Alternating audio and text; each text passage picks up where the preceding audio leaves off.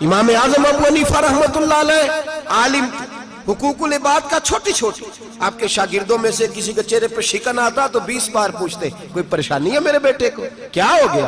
ساری زندگی سایہ دار شجر کی طرح گزاری، ساری زندگی شاگردوں پر مریدوں پر محبت کا سائبان رہا، ٹھنڈی چھاؤں رہی امام صاحب کی۔ امام اعظم ابو حنیفہ رحمۃ اللہ تعالی علیہ گلی سے گزر رہے تھے، لکڑی کے جوتے پہنا کرتے تھے، کھڑاؤں۔ ایک نوجوان بچے کے پیر پہ پیر آ گیا تو کہنے لگا امام اللہ سے ڈر جا۔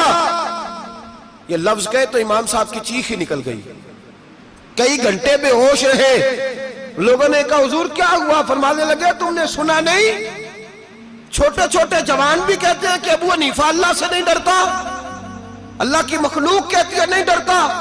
اگر یہ کہہ رہے ہیں تو میرا کیا بنے گا؟ کئی دن روتے گزر گئے، لوگ اس بچے کو لائے، آگے کہنے لگا حضور آپ تو پریشان ہو گئے، میں نے تو محاورتاً کہا تھا، محاورتاً کہا تھا کہ آپ اللہ سے نہیں ڈرتے۔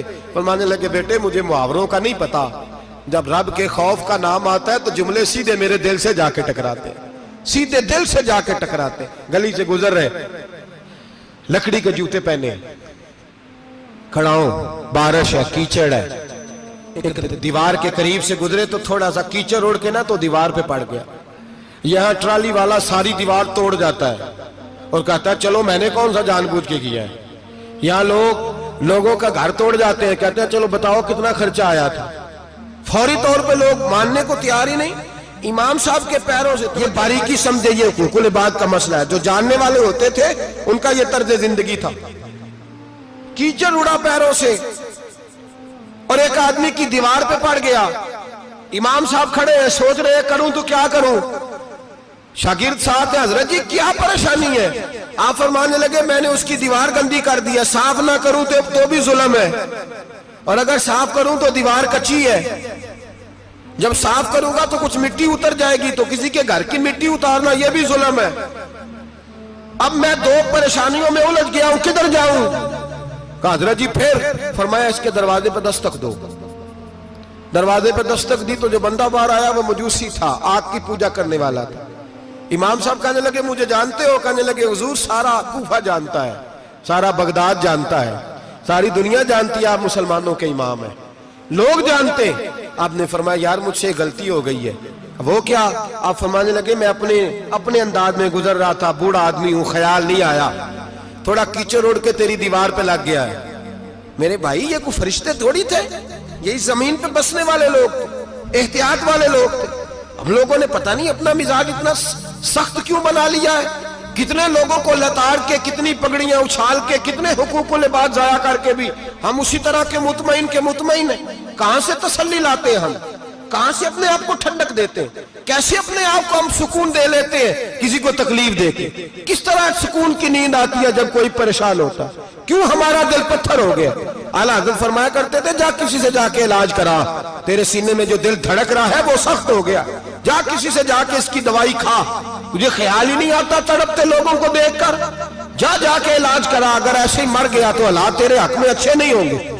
حضرت امام صاحب تڑپ رہے ہیں اور اس شخص کے سامنے آہوزاری کر رہے ہیں جو مجوسی بھی ہے، غریب بھی ہے، کچے گھر میں رہتا ہے۔ فرمایا یار بتاؤ کیا کروں؟ امام صاحب باتیں کر رہے ہیں تو وہ آدمی حیرت میں کھو گیا، کبھی دیوار دیکھتا، کبھی اپنا آپ دیکھتا، کبھی امام صاحب کو دیکھتا، دائیں بائیں دیکھتا، پسینے آنے لگے، پتہ نہیں کیا سوچوں کا مد و جزر چلنے لگا، کہاں بات گئی، کہاں تک اس کی سوچ گئی، کہاں پلٹ کے آئی۔ کہنے لگا امام صاحب میں تو چوک میں رہتا ہوں، روزانہ پتہ نہیں کتنی گاڑیاں مٹی برسا جاتی ہیں، کبھی کوئی نہیں آیا، آپ کو کیا ہوا؟ آپ فرمانے لگے مجھے کسی کا نہیں پتا، مجھے تو میں نے جو قرآن حدیث پڑھا ہے مجھے تو ڈر آ رہا ہے، مجھے بتا تو معافی دیتا ہے کہ نہیں، تیری دیوار صاف ہوگی کہ نہیں؟ کہنے لگا حضور دیوار کو چھوڑے، پہلے کلمہ پڑھائے، میرا دل تو صاف کر دے۔ کہنے لگا اتنا میٹھا دین، اتنا پیارا دین، اتنا خوبصورت دین کہ غریب کی دیوار پر کیچڑ لگ جائے اور آپ کو اتنی تکلیف ہو، میں اس دین سے دور کیوں ہوں؟ یہاں روز یورپ کہتا ہے کہ مسلمان جھوٹی شادیاں کرتے ہیں، دنگا فساد کرتے ہیں، نیشنلٹی لینے کے لیے جھوٹ بولتے ہیں، جانے کس کس قسم کے لوگ پاپڑ بیلتے ہیں، کس طرح اپنا ایمان بیچتے ہیں، کیا انداز ہم اختیار کرتے ہیں۔ ہمارے کردار نے لوگوں کو مذہب اور دین کا باغی بنا دیا. ہمارے بزرگوں کا طریقہ یہ تھا کہ چھوٹی چھوٹی باتوں کا خیال کر, چھوٹی چھوٹی باتوں کا. بہت بڑے عالم تھے, یہ ساری نیکیاں تو ان کی سماجی تھی, فلاحی تھی, ان کی معاشرت کی نیکیاں تھی, دنیا داری. لیکن جو ان کا باقی کا معاملہ تھا, 4 لوگ ایسے ہیں جو ہمیشہ قرآن پاک ایک رات میں پڑھا کرتے تھے. ان میں پہلا نام حضرت عثمان غنی کا ہے, پورا قرآن پاک. دوسرا مولا علی شیر خدا کا ہے. تیسرا حضرت سعید بن جبیر کا ہے. چوتھے امام اعظم ابو حنیفہ ہیں جو ایک رات میں پورا قرآن پاک پڑھ دیا کرتے ہیں. جس جگہ امام اعظم کی قبر بنی ہوئی ہے نا, اعظمیہ ایک محلہ ہے بغداد کا, اس کا نام ہی اعظمیہ, امام صاحب کے نام, جہاں قبر بنی ہوئی ہے, وہاں بیٹھ کے امام اعظم ابو حنیفہ نے 60 مرتبہ قرآن پاک ختم کیا. خود پڑھا, خود فرمایا یہاں میں نے دفن ہونا ہے. اس جگہ 60 قرآن پاک پڑھے. رمضان کا مہینہ آتا تھا تو امام صاحب ایک قرآن پاک دن میں پڑھتے تھے, ایک رات کو پڑھا کرتے تھے, ایک قرآن پاک سنایا کرتے. امام صاحب رحمت اللہ علیہ ساری رات نفل پڑھتے.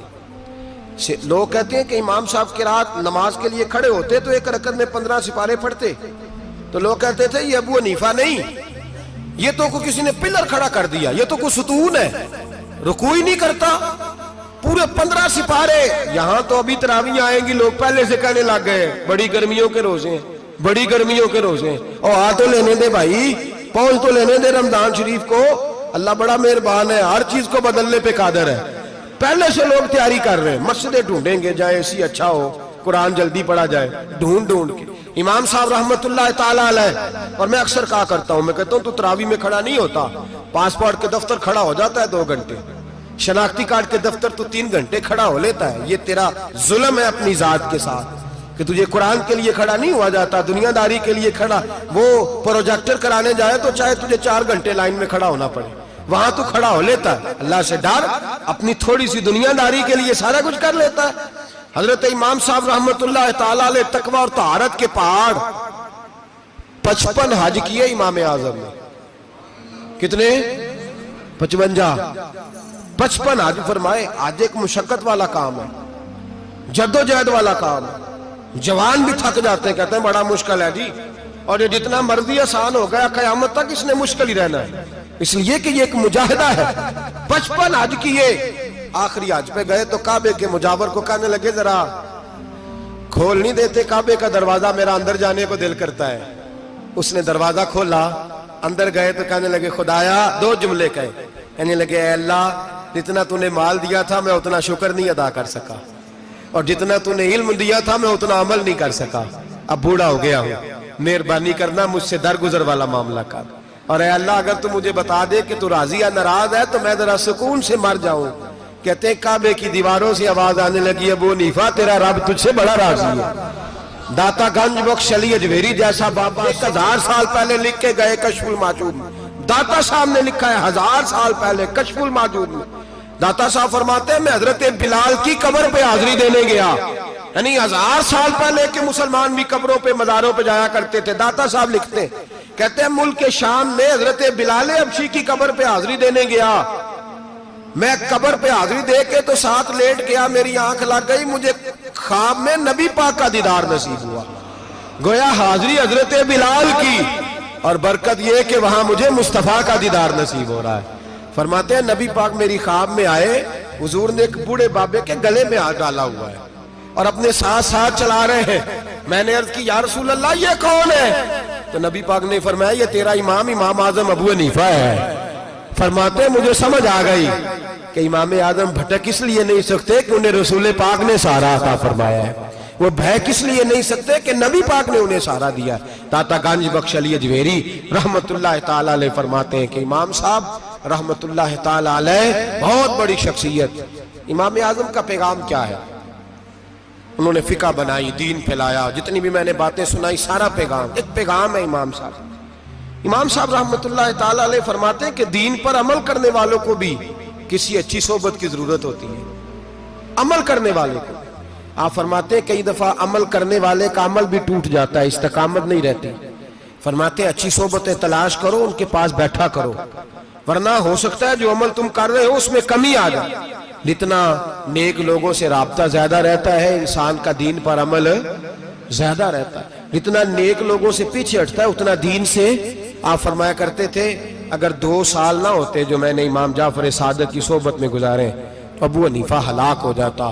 اپنے آپ کو رب کریم کے بندوں کے ساتھ لگا کے رکھیں، جوڑ کے رکھیں۔ اگر ہمارا رب کریم کے بندوں سے رشتہ رہے گا تو قرآن و سنت سے رشتہ رہے گا۔